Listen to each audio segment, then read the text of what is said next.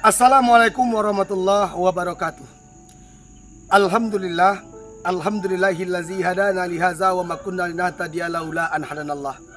Asyhadu an la ilaha illallah wahdahu la syarikalah wa asyhadu anna Muhammadan abduhu wa rasuluh la nabiyya ba'da amma ba'du.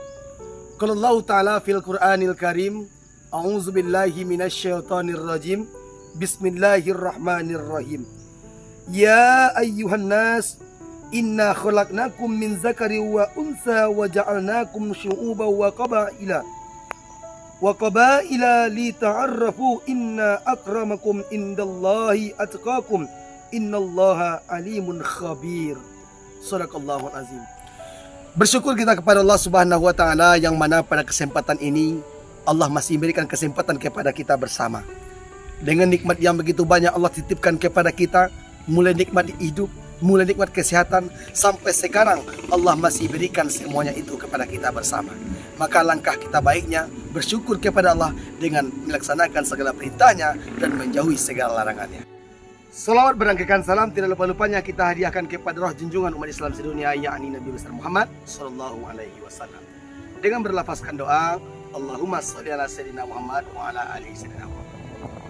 Bapak Ibu yang rahmati Allah, pada kesempatan ini kita akan mencoba memberikan tausiah penyejuk hati tentang bagaimana pentingnya moderasi beragama dalam kehidupan berbangsa dan bernegara kita. Kenapa demikian?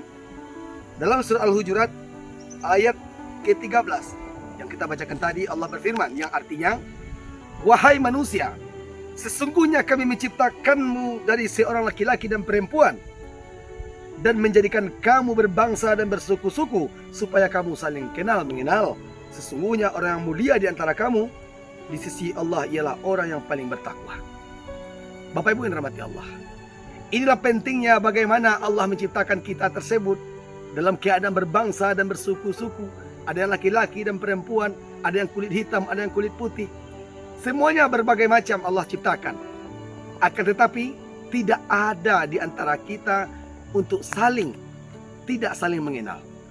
Semua itu Allah ciptakan bagaimana indahnya keberagaman ini. Nyatanya di Indonesia, salah satunya keberagaman itu di Indonesia yang kita tinggali ini, beragam suku bangsa.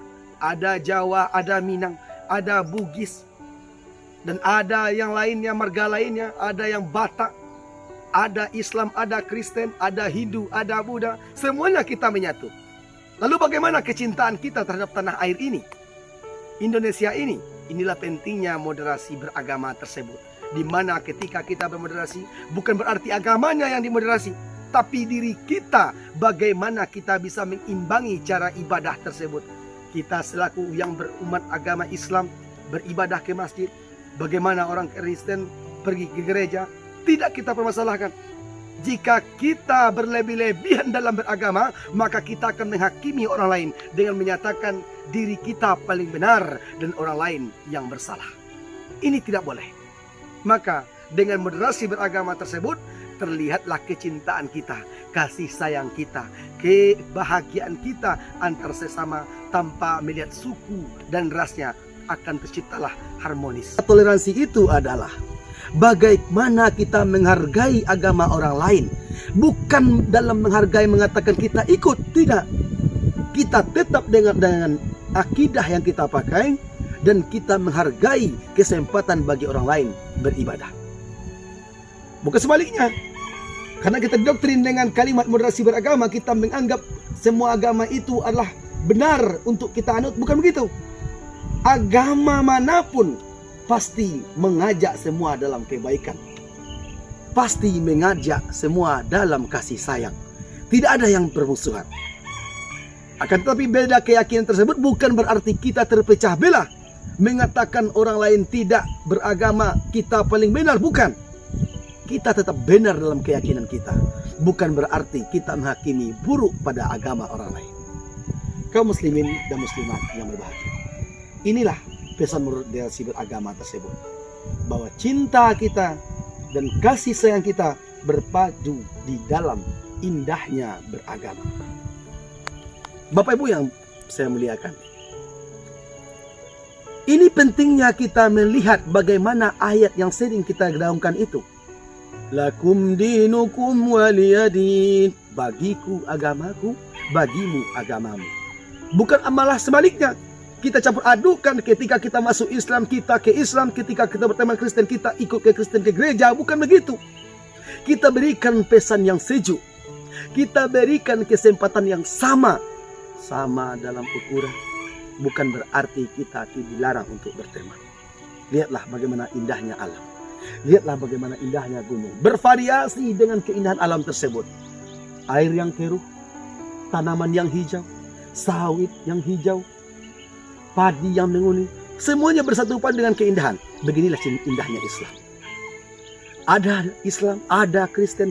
Kita bervariasi dalam suku dan berbangsa. Akan tetapi Allah ingatkan, yang mulia di antara kamu itu adalah orang yang bertakwa. Maka daripada itu, Bapak Ibu yang rahmati Allah, mari kita cintai bagaimana kerukunan beragama ini. Mau ke masjid silakan bagi yang beragama Islam. Mau ke gereja silakan bagi mereka yang beragama Kristen. Bukan sebaliknya. Ketika kita berteman dengan orang Kristen, bukan berarti kita masuk juga ke gerejanya. Maka inilah pentingnya toleransi tersebut, agar kita bisa bersama-sama mendekatkan cinta dan kasih, mendekatkan kasih dan sayang untuk Indonesia yang lebih maju dalam kerukunan beragama. Sekian dari saya, banyak maaf. Wabillahi taufiq wal hidayah. Assalamualaikum warahmatullahi wabarakatuh.